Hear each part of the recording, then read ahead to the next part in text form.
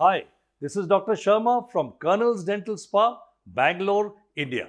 Dental implants are a fantastic and a very predictable solution for replacing missing teeth. Dental implant retained teeth look like and function like natural teeth. But if you have had gum diseases earlier, which may have led to a bone loss, then there are a few important things to consider.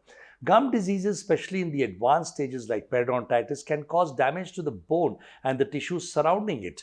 An implant is something which is not recognized by the body. So maintaining absolute immaculate gum health and per se bone health underlying is something which is so very important for the success of an implant. In some cases, if bone is deficient, there may be a requirement to do a bone graft to replace the missing bone. At Colonel's Dental Spa, we do implants on an everyday basis. We do a number of implants, number of difficult cases. We do single implant replacements. We do full mouth implants, patient who does not have any teeth inside the mouth.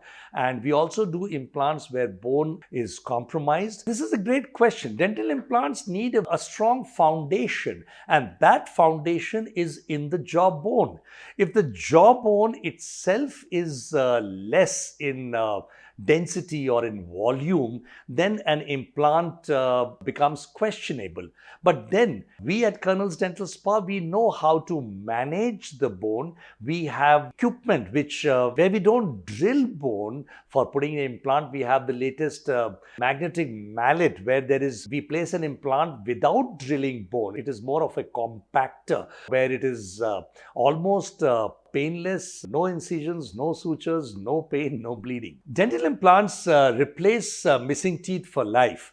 But medical and dental sciences are not exacting sciences. Sometimes some kind of a problem can occur because of any overlooking on any side. The patient may not be brushing properly. The reasons why we lose a tooth, the same reasons we will lose the implant.